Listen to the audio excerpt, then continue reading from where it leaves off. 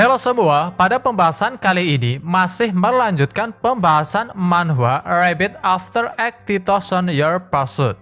Bagi kalian yang belum menonton pembahasan sebelumnya, disarankan untuk menonton terlebih dahulu agar tahu jalan ceritanya. Sekedar mengingatkan, sebelum lanjut jangan lupa subscribe dan nyalakan tanda lonceng agar kalian tidak ketinggalan ketika ada video-video baru. Jika suka, kalian juga bisa like, komen, dan share videonya. Masuk ke cerita. Pada pembahasan sebelumnya, di pertandingan 3 sekte untuk memperebutkan segel leluhur Yunhai, Yang Shen yang sangat memerlukan segel tersebut untuk melangkah ke ranah Wu Shengril memutuskan untuk ikut berpartisipasi, dan dia benar-benar berhasil menghajar Yi Peng, perwakilan dari sekte Tiangang, dan merebut posisi pemenang. Melihat murid kesayangannya dihajar sampai tak sadarkan diri, Xu Xian segera naik ke panggung arena. Dengan kesal dia memprotes Yang Shen karena menyerang Yi Peng dengan begitu kejam seperti sengaja mengincar nyawanya. Patrick Xu, aku hanya sedikit memukulnya, tetapi ternyata dia lebih buruk dari petarung lainnya, jawab Yang Shen. Xu Xian semakin marah mendengar semua itu. Dengan segera dia menyiapkan serangannya untuk membunuh Yang Shen. Meskipun di pandangan orang-orang Xu Xian terlihat seperti sedang membela muridnya, namun sebenarnya alasan utama Xu Xian menyerang karena dia menganggap bakat Yang Shen terlalu berbahaya yang akan menjadi bencana besar bagi sekte Tiangang di masa depan, sehingga dia berniat membunuhnya di tempat ini. Dengan aura yang dipancarkan oleh Xu Xian, Yang Shen tahu bahwa orang tersebut sangat jelas ingin membunuhnya secara langsung menggunakan situasi sekarang sebagai alasannya. Tetapi tiba-tiba Yang Shen membuat senyum kemenangan karena dia tahu tidak mungkin sekte Yunhai akan membiarkannya mati begitu saja. Seperti yang telah ditebak, Li Yuntian segera melesat maju dan menghentikan serangan Xu Xian untuk melindunginya. Patrick Xu, dia adalah murid dari sekte Yunhai-ku, jadi bukan giliranmu untuk mengajarinya. Jika kau masih ingin menyerang, kau akan menjadi musuh seluruh sekte Yunhai, ucap Li Yuntian. Meskipun masih kesal, Xu Xian akhirnya mengambil Yi Peng dan membawanya pergi karena dia tahu dengan adanya Li Yuntian, Yang Shen pasti tidak akan bisa dibunuh dengan mudah, sehingga pilihan terbaik adalah mundur dan mencari kesempatan di lain waktu. Membuat senyum kecil tanpa diketahui oleh orang lain, Li Yuntian segera bertanya apakah masih ada orang yang ingin melawan Yang Shen dari sekte Yunhai. Mendengar itu, Zhang Xialin mulai mendesak agar segera mengumumkan pemenang dengan cepat. Tak hanya itu, bersikap seolah dia belum mengetahui tentang Yang Shen, Zhang Xialin benar-benar memuji sekte Yunhai yang berhasil menemukan anak berbakat seperti itu.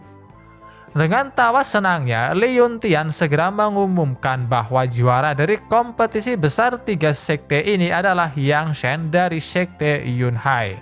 Dia akan mendapat kesempatan memiliki segel leluhur Yunhai. Mengabaikan orang-orang dari sekte Yunhai yang mulai bersorak senang, Li Yuntian mulai memuji dan berterima kasih pada Yang Shen yang telah menyelamatkan wajah sekte Yunhai. Maka dari itu dia mencoba bertanya apakah ada hadiah lain yang diinginkan oleh Yang Shen selain segel leluhur Yunhai. Tahu bahwa tampaknya Li Yuntian sedang mengujinya, dengan sopan Yang Shen menolak tawaran tersebut karena menurutnya segel leluhur Yunhai sudah lebih dari cukup. Dengan segera Li Yuntian mengeluarkan segel leluhur Yunhai yang akan diberikan pada Yang Shen. Melihat segelnya, Yang Shen hanya bisa dibuat terkagum karena itu memiliki kekuatan spiritual yang sangat kuat, bahkan lebih kuat dari kekuatan spiritual air terjun zaman dahulu. Yang Shen segera menerima segel leluhur Yun Hai. Di saat itulah tiba-tiba Zhang Xialin menyerang untuk merebut segelnya. "Segel leluhur itu milikku, serahkan padaku," teriaknya. Karena pergerakan Zhang Xialin sangat mendadak, Li Yuntian sama sekali tidak bisa bereaksi dan yakin bahwa Yang Shen juga tidak akan bisa menghindarinya. Di sisi lain, Shuro hanya bisa khawatir melihat kejadian tersebut. Tetapi ketika serangan Zhang Xialin mencapai Yang Shen, semuanya hanya bisa dibuat terkejut, terutama Zhang Xialin karena Yang Shen yang diserang ternyata hanyalah bayangan, sedangkan tubuh aslinya sudah berpindah di belakangnya. "Zhang Xialin, apa maksud semua ini?" teriak Li Yuntian. Dengan tenangnya, Zhang Xialin menjawab bahwa dia hanya ingin meminjam segel leluhur Yun Hai, sehingga apakah boleh untuk segera menyerahkannya. Sayangnya, Li Yuntian tak sebodoh itu. Setelah melihat Zhang Xialin secara terang-terangan ingin mencurinya, sehingga tidak mungkin dia memberikannya. Mulai mempersiapkan serangannya, Zhang Xialin berkata dia akan mengambilnya secara paksa, yang mana itu benar-benar membuat Li Yuntian terkejut karena Zhang Xialin ternyata berada di ranah Wu Shengril tingkat 3, sehingga tak heran dia berani mencoba mencuri segel leluhur Yun Hai secara terang-terangan. Sedikit info, untuk tingkatan kultivasi sebenarnya dibagi dalam beberapa tingkatan, dan untuk Wu Shengril dibagi menjadi 9 tingkatan, mulai dari tingkat 1 surga sampai 9 surga. Li Yuntian tiba-tiba bertanya pada Xu Xian, karena Sekte Kaishan telah memprovokasi Sekte Yun Hai, apakah Sekte Tiangang mau bergabung untuk menghancurkan dan membuka Sekte Kaishan yang baru. Tetapi dengan santainya, Xu Xian menolak tawaran tersebut karena dia menganggap ini adalah dendam pribadi antar kedua sekte, sehingga Sekte Tiangang tidak ada hubungannya. Membawa semua murid-muridnya, Xu Xian berniat pergi untuk kembali ke Sekte Tiangang. "Patrick Shi, ini adalah masalah kita bertiga. Bagaimana bisa itu tidak ada hubungannya denganmu? Jadi tetaplah di sini," ucap Zhang Xialin. Dengan perintahnya, tiba-tiba murid dari Sekte Yun Hai mengepung kelompok Xu Xian, yang mana itu hanya bisa membuat Xu Xian dan Lin Yuntian terkejut. Bagaimana bisa murid Sekte Yun Hai mendengarkan perintah Zhang Xialin?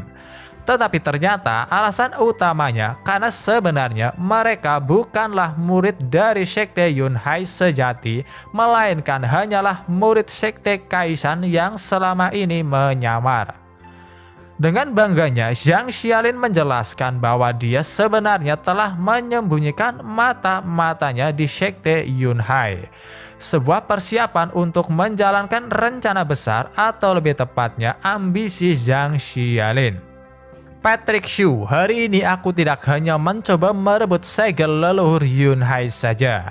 Di Sekte Tiangangmu juga ada murid-muridku. Mereka juga ingin mengambil pohon sucimu saat ini," ucap Zhang Xialin, yang benar-benar membuat Xu Xian sangat marah. Tahu akan semua situasinya, Li Yuntian segera meminta pada Yang Shen untuk pergi dan membawa segel leluhurnya.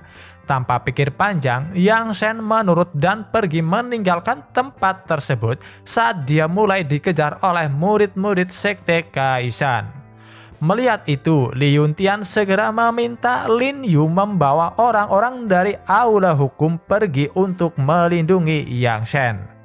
Tentunya hal itu benar-benar membuat Lin Yu sangat senang, karena dia yang awalnya mengira tidak mempunyai cara untuk membalas dendam, tetapi ternyata dia mendapatkan kesempatan yang bagus ini. Di sisi lain, Shuro yang sadar bahwa penatua Li Yuntian belum mengetahui kalau Lin Yu mempunyai dendam pribadi dengan Yang Shen.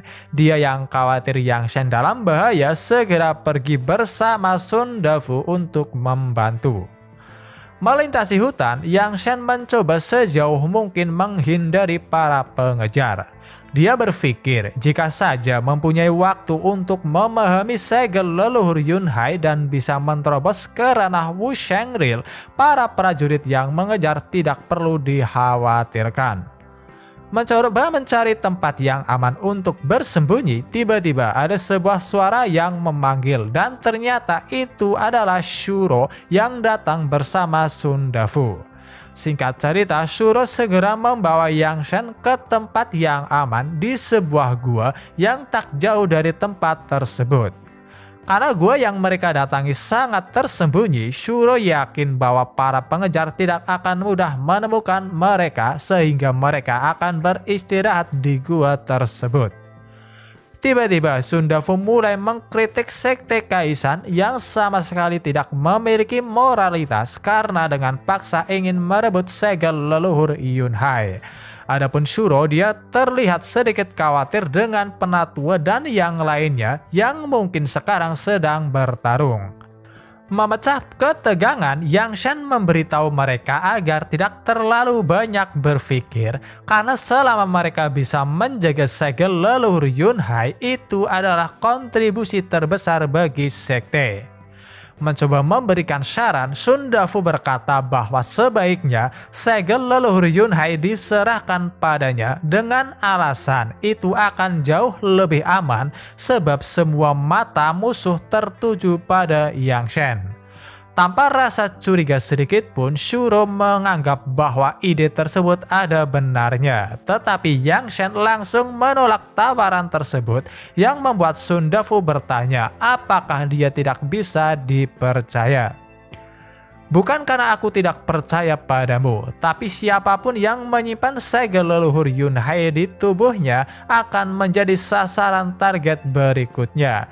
Jadi bagaimana aku bisa membiarkan Tetua Sun mengambil resiko ini untukku? Aku juga meminta agar Tetua Sun untuk tidak membahasnya lagi, jawab Yang Shen agar Sundafu tidak terlalu curiga padanya. Dengan mudah, Sundafu tidak lagi memperdebatkan itu dan malahan dia mulai memberikan saran agar mereka memulihkan kekuatan secepat mungkin. Yang Shen segera mengambil posisi untuk memulihkan kekuatannya.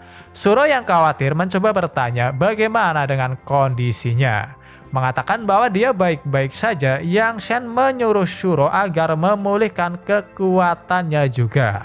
Tetapi di saat yang bersamaan juga, secara diam-diam, Yang Shen menunjukkan telapak tangannya yang bertuliskan mata-mata. Meskipun awalnya terkejut, tahu maksudnya, Shuro mulai bersikap tenang dan segera mengambil posisi untuk memulihkan kekuatannya. Ketika Yang Shen dan Shuro sedang berkonsentrasi untuk memulihkan kekuatan mereka, secara diam-diam Sundafu mencoba mengambil segel leluhur Yunhai yang ada di pinggang Yang Shen.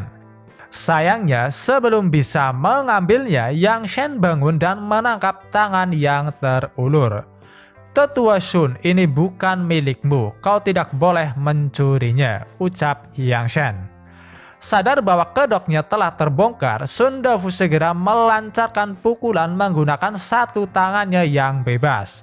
Namun dia tiba-tiba ditebas oleh Shuro yang seakan tidak percaya bahwa Sundafu benar-benar seorang mata-mata.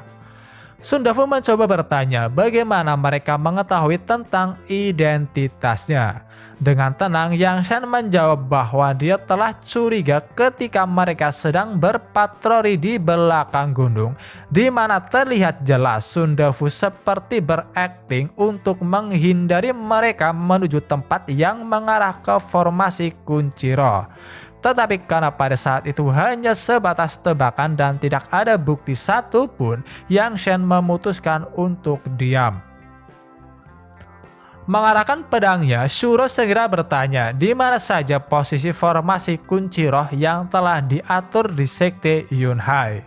Mempertimbangkan persahabatan mereka selama bertahun-tahun, Shuro bahkan sampai berkata bahwa dia akan mencoba memohon pada Penatua untuk mengampuni nyawa Sundafu semisal dia memberitahu di mana posisi formasi kunci roh. Akan tetapi, Sundafu sama sekali tidak mempertimbangkan tawaran Shuro karena sejak usia 10 tahun dia sudah dikirim ke Sekte Yunhai sebagai seorang mata-mata sehingga dia tidak ingin usahanya sia-sia. Selain itu, meskipun sedikit menyesal karena tidak bisa mendapatkan segel leluhur Yunhai, Sundafu merasa puas karena formasi kunci roh telah diatur. Setelah Penatua Zhang Xialin dibangkitkan, maka aura seluruh Sekte Yunhai akan disedot olehnya. Setelah hari ini, Sekte Kaishanku akan menghancurkan Sekte Yunhai dan Sekte Tiangang, teriak Sundafu di akhir hidupnya sebelum Shuro sempat membunuhnya. Kembali ke alun-alun, bergabung dengan Li Yuntian, Xu Xian mencoba bertanya pada Zhang Xialin mengapa Sekte Kaishan ingin mengambil pohon suci sektenya, sebab seharusnya Sekte Tiangang tidak memiliki masalah dan dendam terhadap Sekte Kaishan. Zhang Xialin segera menjelaskan bahwa tujuannya mendapatkan segel leluhur Yunhai dan pohon suci agar dia memiliki kekuatan yang bisa membuat Sekte Kaishan dipromosikan dari kekuatan kelas 3 menjadi kekuatan kelas 2. Pada saat itulah seluruh Xinjing Selatan akan ada di tangannya.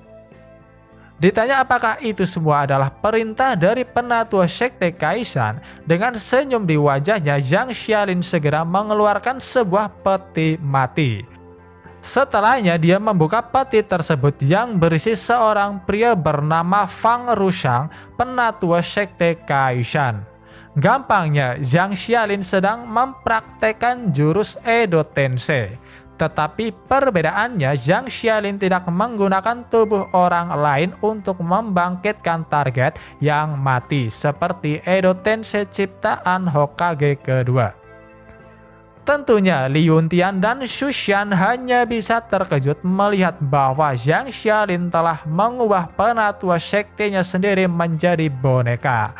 Tetapi dengan tawa senangnya, Zhang Xialin menjawab bahwa mereka seharusnya tidak perlu merasa iba karena setelah boneka Yin dimurnikan, Fang Rushang masih tetap bisa mempertahankan kesadaran hidupnya. Tak butuh lama, Fang Rushang membuka matanya. Dia yang masih belum mengetahui situasinya, melihat Li Yuntian dan Xu Xian ada di depannya, dia pun bertanya, "Kenapa kalian di sini?" Namun tiba-tiba dia ingat kalau dirinya telah diserang oleh Zhang Xialin.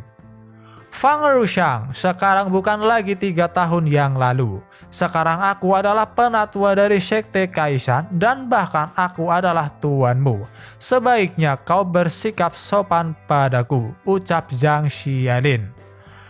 Fang Rushang hanya bisa dibuat bingung karena dia tidak menyangka sudah mati selama 3 tahun dan dibangkitkan kembali menjadi boneka Yin. Li Yuntian kemudian menjelaskan bahwa murid-murid dari Sekte Kaishan telah memulai perang melawan Sekte Yunhai. Oleh karena itu dia meminta maaf pada Fang Rushang jika dia dan Xu Xian mungkin akan menyerang tubuhnya. Dengan ekspresi yang sedikit sedih, Fang Rushang sedikit mengeluh karena merasa malu dengan leluhurnya. Tak lupa dia juga meminta maaf karena selalu menyusahkan Li Yuntian dan Xu Xian. Merasa muak dengan omong kosong tersebut, Zhang Xialin segera mengontrol Fang Rushang yang membuatnya mengamuk dan langsung melesat maju menyerang. Tetapi untungnya mereka berdua bisa menghindari serangan tersebut. Li Yuntian hanya bisa heran mengapa setelah dibangkitkan kemampuan Fang Rushang bertambah kuat. Adapun Xu Xian dengan penuh percaya diri dia hanya menganggap Fang Rushang yang sekarang hanyalah mayat belaka, sehingga dia berniat menghadapi Fang Rushang seorang diri, sementara Li Yuntian diminta untuk menahan Zhang Xialin dan Sekte Kaishan. Li Yuntian segera memerintahkan para murid-muridnya untuk membunuh setiap musuh yang melawan. Mendengar perintah langsung dari penatua, mereka yang dari awal menahan diri akhirnya mulai bertarung dengan niat membunuh. Kembali lagi ke gua. Shuro hanya bisa menganggap bahwa tindakan Sun Dafu benar-benar gila. Yang Shan sendiri menyetujui itu, tetapi meskipun gila dia tahu bahwa Sun Dafu bukan seorang pembohong, jadi apa yang dia katakan tentang formasi kunci roh benar.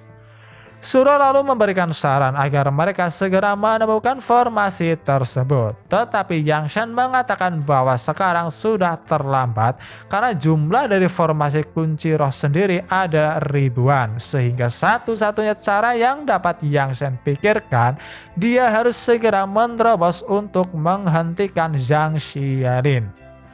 Tiba-tiba dari luar gua ada sebuah suara yang memanggil. Ternyata musuh yang mengejar telah mengetahui bahwa Yang Shan bersembunyi di dalam gua. Bersama dengan Shuro, Yang Shan akhirnya keluar yang langsung disambut oleh segerombolan musuh. Si junior dari Sekte Kaishan segera bertanya, "Di mana Sage leluhur Yunhai? Cepat serahkan padaku." Menghiraukan ocehan tersebut, Shuro mencoba bertanya bagaimana kalian bisa datang ke tempat ini begitu cepat, yang ternyata Lin Yu dari Balai Hukum adalah orang yang memimpin jalannya. Dia sangat senang karena mendapatkan kesempatan balas dendam untuk keponakannya. Selain itu dia yakin mau sekuat apa Yang Shan tidak mungkin dia bisa mengalahkan banyak lawan seorang diri. "Lin Yu, dasar kau pengkhianat, aku pasti akan melaporkan ke sekte dalam dan terimalah hukuman," ucap Shuro. Tanpa rasa cemas sedikit pun, Lin Yu hanya menjawab, "Setelah kejadian hari ini, apakah bisa sekte dalam melakukan sesuatu padaku? Bahkan jika sekte Yunhai tidak dihancurkan, selama kalian mati, tidak mungkin ada yang tahu tentang pergerakanku." Singkat cerita, melihat bahwa Yang Shan masih saja bersikap santai dengan senyum penuh percaya diri, Lin Yu segera menyiapkan serangannya dan langsung melesat maju ke depan. Namun tiba-tiba di pertengahan jalan ada sebuah pukulan yang langsung memukul pipinya, yang tentunya membuat Lin Yu langsung terlempar. Semua orang hanya bisa dibuat bingung siapakah itu, dan ternyata sosok yang memukul Lin Yu adalah Xiao Yu. Tidak ada yang bisa menyentuh Yang Shan. Kakekku berkata, siapapun yang ingin mencari masalah dengan Yang Shan, aku akan mengalahkannya, kata Xiao Yu. Melihat bahwa Xiao Yu mengambang di udara, semua orang lagi-lagi dibuat terkejut karena mereka tidak menyangka gadis sekecil itu berada di ranah Wu Shengril, sehingga mereka pun berniat melarikan diri. Tetapi Nanjiang tiba-tiba berkata bahwa gadis yang baru saja muncul, yaitu Xiao Yu, tidak berada di ranah Wu Shengril karena dia tidak bisa merasakan kekuatan spiritual dari dalam tubuhnya. Sedikit ragu, si junior lantas bertanya apakah Nanjiang yakin. Yang dijawab iya, karena Xiao Yu benar-benar mirip dengannya, sehingga dia pun mengajukan diri akan melawan Xiao Yu. Nanjiang segera maju menyerang, yang bahkan membuat Yang Shan sedikit terkejut mengetahui kemampuan Nanjiang jauh lebih kuat, berbeda ketika masih berada di Kekaisaran Xingfeng. Tak tinggal diam, Xiao Yu segera menyiapkan serangannya juga, hingga pada akhirnya pukulan mereka berdua berbenturan, sampai-sampai membuat Shuro hanya bisa kagum melihat kekuatan mereka yang sangat mengerikan. Yang Shan segera meminta agar Shuro menahan orang-orang yang tersisa, sementara dirinya akan menyingkirkan sampah sekte Yunhai yang tak lain adalah Lin Yu. Mendengar itu, Lin Yu segera mengeluarkan salah satu tekniknya, yaitu pertahanan Sky Red Ball, bel merah berapi-api yang katanya pernah menahan pukulan di ranah Wu Shengril. Dengan ekspresi kemenangannya, Lin Yu yakin bahwa selama dia bertahan tidak mungkin Yang Shen bisa menembus penghalang dan membunuhnya. Yang Shen sendiri tahu bahwa pertahanan tersebut sangat kokoh dan sulit ditembus, tetapi dia mempunyai caranya sendiri untuk mengakalinya. Tiba-tiba dengan sengaja dia bertanya, "Tetua Liu, tahukah kau siapa yang mengambil pohon Bodhi yang sebelumnya kau sembunyikan di gua belakang sekte?" "Mungkinkah apa itu ulahmu?" tanya balik Lin Yu.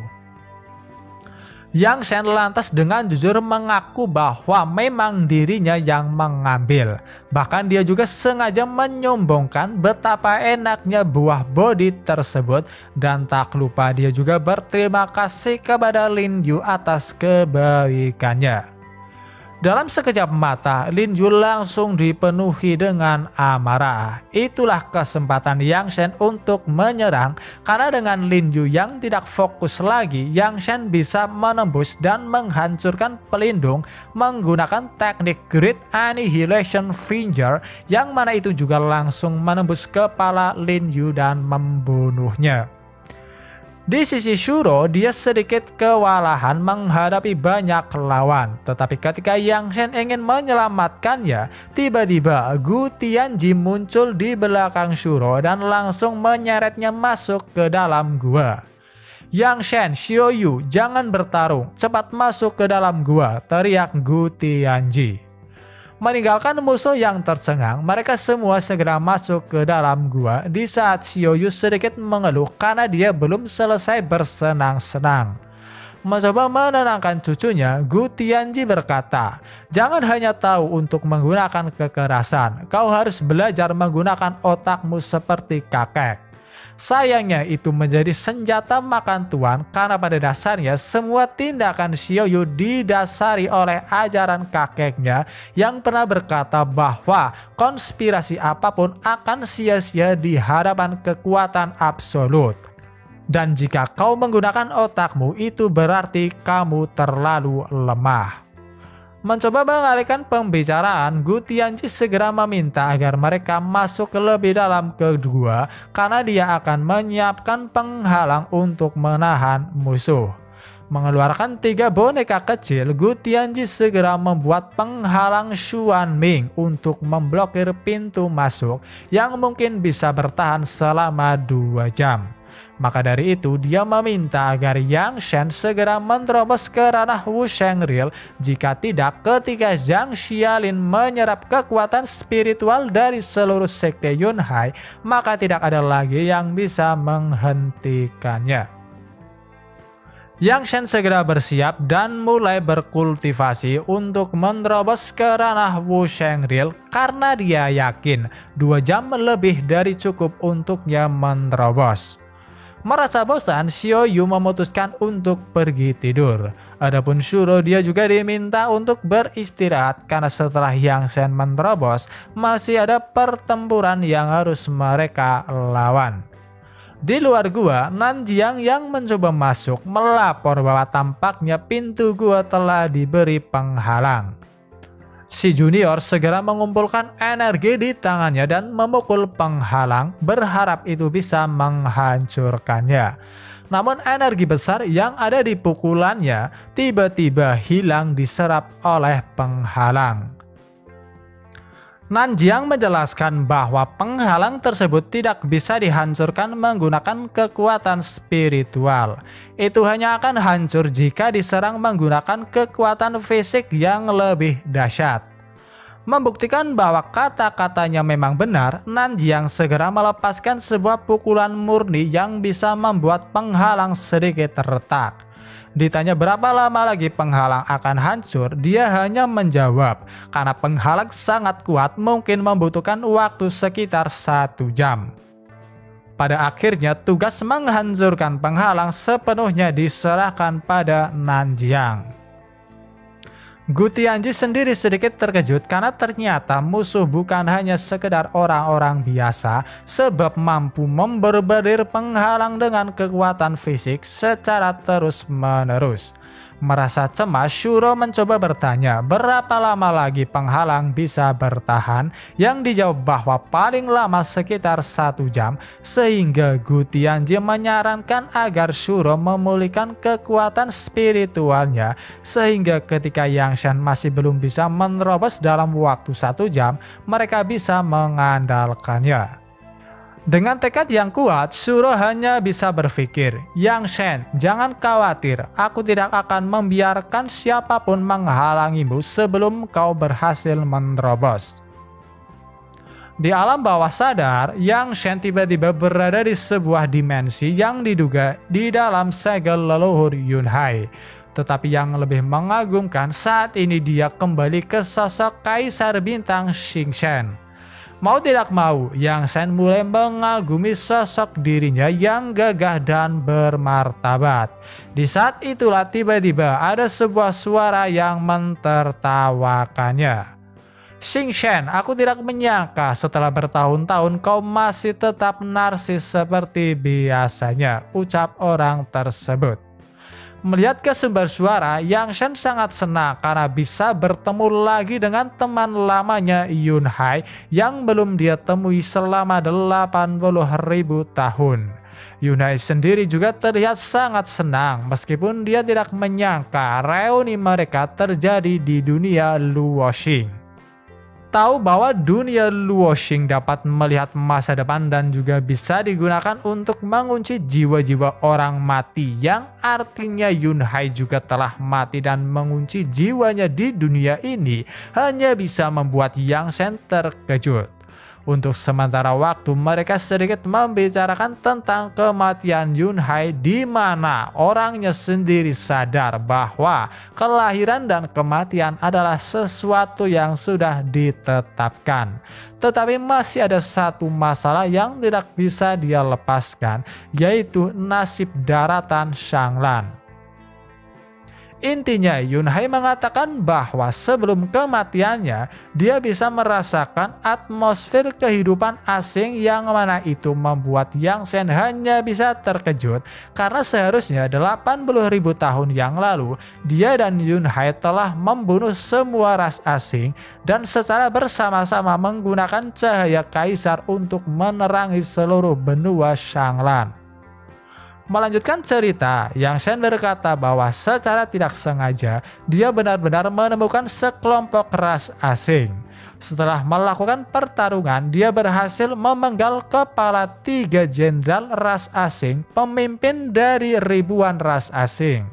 Tetapi karena terlalu lelah dan tidak bisa melanjutkan pertarungan, dengan enggan dia kembali ke sekte Yunhai, meninggalkan sisa jiwanya di dunia Luoxing. Mencoba menunjukkan hasil dari komunikasi ke masa depan menggunakan dunia Luoxing yang terlihat hanyalah kegelapan pekat. Yunhai menjelaskan bahwa itulah hasil prediksi dunia Luoxing daratan Shanglan 15 tahun kemudian.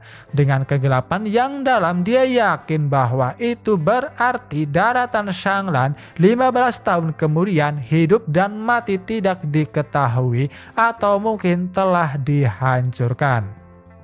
Senior Gu Tianji juga mengatakan hal yang sama kepadaku. Dia mengatakan bahwa dalam 10 hingga 20 tahun ke depan, daratan Shanglan akan mendatangkan perubahan drastis, ucap Yang Shen.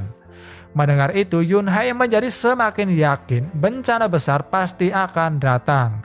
Maka dari itu, karena pada dasarnya saat ini Yunhai hanya serpihan jiwa yang tersisa, dia yakin Yang Shen adalah satu-satunya orang yang dapat menyelamatkan ratusan juta orang.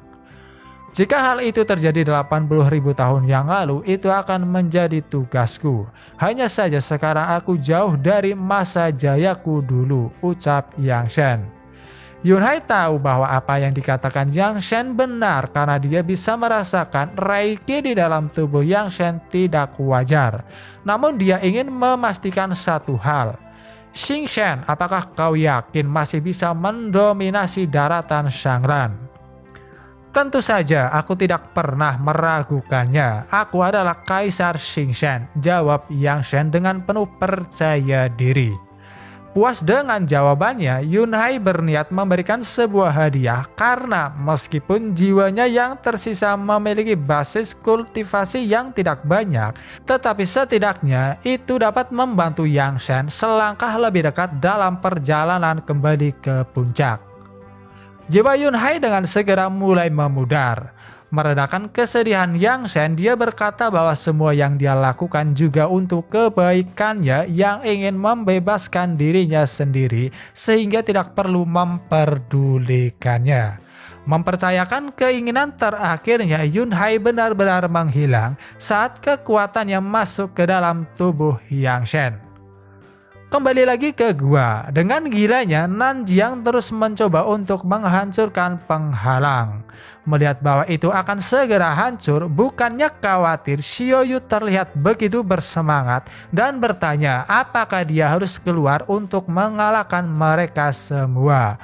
Akan tetapi Gu Tianji tidak menyarankan itu karena dengan banyaknya musuh tidak mungkin cucunya bisa mengalahkan mereka semua seorang diri.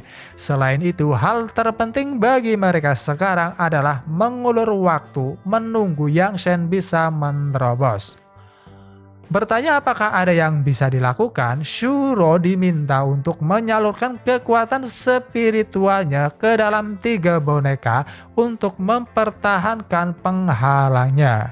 Tanpa pikir panjang, dia segera melakukannya. Melihat tindakan Shuro yang ingin memperbaiki penghalang membuat keadaan di luar menjadi gelisah. Si junior segera menyuruh Nanjiang untuk memukul lebih keras dan hasilnya membuat Shuro sedikit terlempar ke belakang. Tetapi dia masih berusaha menyalurkan kekuatan spiritualnya. Mengikuti perintah si junior, Nanjiang terus memukul dan memukul yang benar-benar membuat Shuro mendapatkan lebih banyak serangan sampai-sampai mengeluarkan sedikit darah dari mulutnya. Xiaoyu mencoba menghentikannya, akan tetapi Shuro tidak peduli dan terus mencoba lagi. Melihat itu, Xiaoyu benar-benar sangat terpesona, namun sebaliknya dia memandang Yang Shen dengan tatapan kesal. Bahkan dia akan menghajarnya jika terjadi sesuatu pada Shuro. Sudah tak tahan lagi, si junior meminta Nanjiang untuk memberikan pukulan yang akan membuat Shuro terkejut sampai mati.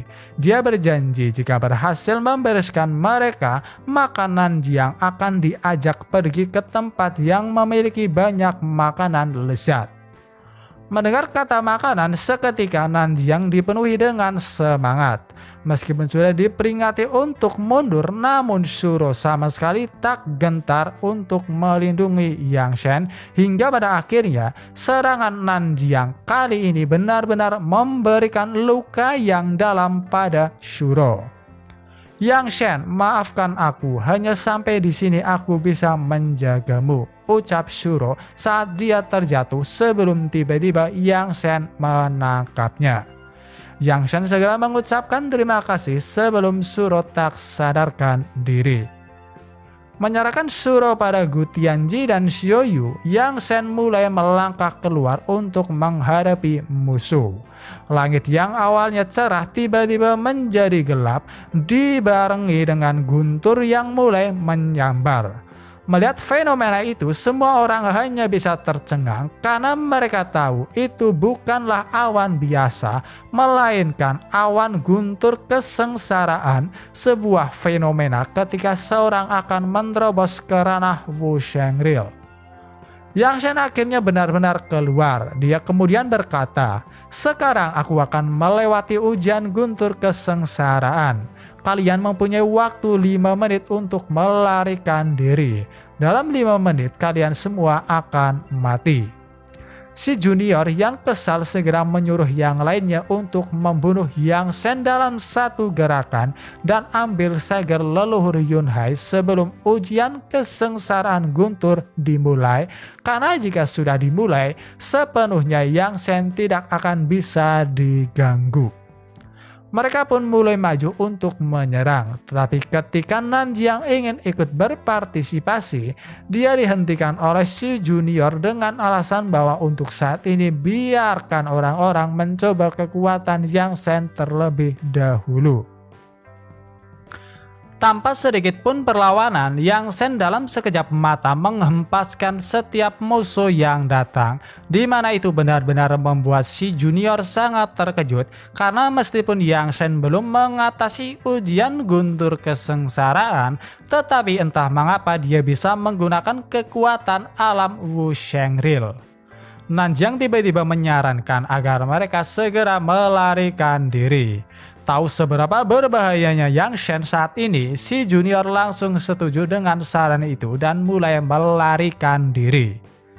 Yang Shen sebenarnya penasaran karena Nanjiang pasti memiliki sebuah rahasia, tetapi dia memutuskan untuk menundanya karena sekarang harus melewati ujian guntur kesengsaraan terlebih dahulu.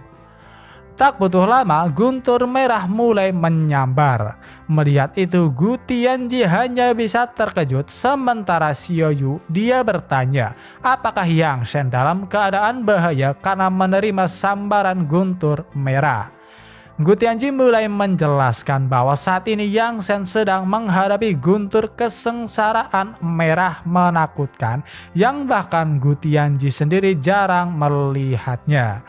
Meskipun bisa bertahan, dia khawatir Yang Shen akan kehilangan lapisan kulit. Tetapi sayangnya berbanding terbalik dengan kekhawatiran Gu Tianji, di dalam guntur Yang Shen terlihat sangat tenang, bahkan dia merindukan guntur kesengsaraan merah tersebut. Menyebar, dengan kata sederhana itu, dalam sekejap mata guntur yang menyambar langsung menyebar ke udara dan menghilang, bahkan langit yang awalnya gelap kembali cerah. Gu Tianji hanya bisa membuka mulutnya lebar-lebar karena terkejut. Adapun Xiao Yu dia mulai bertanya pada sang kakek apakah barusan adalah guntur kesengsaraan menakutkan yang sedang dibicarakan. Mencoba memberikan alasan, Gu Tianji berkata, "Kakek belum selesai berbicara barusan. Kengerian itu relatif terhadap orang biasa. Untuk kakakmu Yang Shen dan seorang jenius seperti kakekmu, melewati badai kesengsaraan itu sangat sederhana dan biasa saja." Meskipun mengatakan kata-kata seperti itu, Gu Tianji sama sekali tidak berani menengok ke arah cucunya yang benar-benar memandangnya dengan tatapan meragukan. Kembali lagi ke Yang Shen, dengan segera dia terbang ke atas langit dan mulai merasakan sensasi naik ke ranah Wu Shengril. Dia sangat senang karena sudah puluhan ribu tahun akhirnya sekali lagi bisa masuk ke jajaran yang terkuat. Dia segera kembali ke gua yang langsung disambut Gu Tianji. Bertanya bagaimana keadaan Shuro, Gu Tianji berkata bahwa sekarang keadaannya terluka parah dan koma. Xiao Yu mulai memprotes pada Yang Shen karena Shuro terluka akibat melindunginya. Mendekat dan memberikan sebuah pil, Yang Shen berkata bahwa dia akan menyembuhkannya, sehingga Gu Tianji diminta untuk pergi dan menunggu di luar bersama Xiao Yu. Yang Shen bajingan, kau anggap kami ini pengganggu di sini? Mungkinkah kau ingin mengambil kesempatan memegang dadanya dengan alasan penyembuhan? Ucap Xiao Yu dengan pikiran kotornya. Yang Shen hanya bisa bingung harus menjawab apa mendengar gadis kecil mengatakan kata-kata kotor seperti itu. Namun dengan segera Gu Tianji membawa Xiao Yu keluar saat dia menegur cucunya siapa yang telah mengajarinya kata-kata kotor tersebut. Walaupun pada akhirnya itu menjadi senjata makan tuan karena pada dasarnya sang kakeklah yang telah mengajari cucunya. Mendekati Shuro yang tak sadarkan diri, pertama-tama Yang Shen menyembuhkan luka yang ada di lengannya. Setelah itu dilanjutkan di bagian sekitar dada dan di saat itulah Shuro terbangun. Dia hanya bisa terkejut melihat tangan Yang Shen yang terulur ke dadanya. Namun Yang Shen segera menjelaskan niatnya yang membuat kesalahpahaman langsung hilang. Tak butuh lama, akhirnya proses penyembuhan selesai. Tetapi karena keadaan Shuro masih lemah, Yang Shen membantunya. Tak lupa, Yang Shen juga mengucapkan terima kasih atas semua yang telah Shuro lakukan. Meskipun orangnya sendiri mengelak bahwa dia hanya melindungi segel leluhur Yunhai. Yang Shen, jika ada waktu berikutnya aku akan tetap melindungimu, ucap Shuro dalam benaknya. Menunggu di luar, Xiaoyu tak luput dipenuhi dengan pikiran kotor. Apakah mungkin Yang Shen benar-benar akan memperkosa Kak Shuro? Gu Tianji sebisa mungkin menjelaskan pada cucunya bahwa Yang Shen bukanlah pria yang seperti itu. Di saat perdebatan mereka berdua mulai memanas, akhirnya Yang Shen yang sedikit memeluk Shuro keluar. Dengan segera Xiaoyu menanyakan keadaan Shuro. Melihat bahwa pipi Shuro merah merona, tanpa pikir panjang dia langsung bertanya, apakah si bajingan Yang Shen sudah mantap-mantapan denganmu? Mengabaikan Yang Shen yang benar-benar syok berat, Shuro mengatakan bahwa alasan dia tersibuk karena baru saja sembuh. Tetapi di sisi lain, entah mengapa Gu Tianji telah terjerumus dengan pikiran kotor cucunya, sehingga dia berpikir apakah Kaisar Agung Xingshan benar-benar melakukannya pada Nona Shuro, karena mana mungkin bisa tersipu setelah sembuh. Singkat cerita, pada akhirnya Yang Shen berniat pergi ke alun-alun untuk menyelesaikan masalah yang sedang terjadi. Karena situasi sekarang juga terlalu berbahaya, sehingga dia meminta agar mereka bertiga tetap tinggal di sini. Shuro mencoba membujuk Yang Shen agar dia juga ikut dengan alasan bahwa ini adalah rumahnya, sehingga dia harus pergi juga. Pada akhirnya tak hanya Shuro, Gu Tianji dan Xiaoyu juga ingin ikut. Walaupun awalnya Yang Shen ingin menolaknya, tetapi setelah mereka bertiga membuat ekspresi memelas, dia yang tak tahan akhirnya mengizinkan mereka ikut. Tetapi dengan catatan mereka harus menjauh dari pertarungan saat sampai di alun-alun. Memeluk Shuro di sampingnya, mereka berempat mulai terbang dan menuju ke alun-alun. Oke semua, mungkin cukup sampai di sini dulu video pembahasan kali ini. Terima kasih buat kalian yang sudah menonton dan sampai jumpa lagi di video berikutnya.